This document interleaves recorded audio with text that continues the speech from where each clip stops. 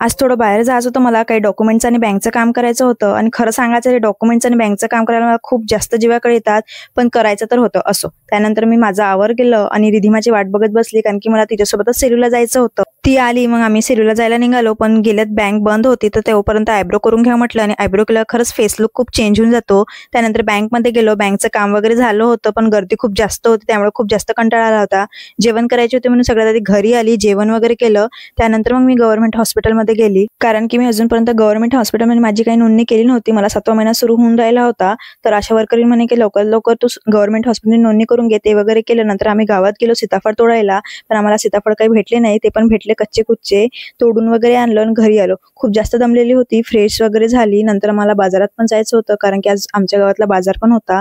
बाजार वगैरे घेऊन आले, घरी आले. खूप खरंच सांगते तर आज खूप जास्त दमलेली होती, कारण आज दिवसभर खूप जास्त काम झालेलं होतं. घरी आली, दूध शेवड्याच बनवून घेतल्या.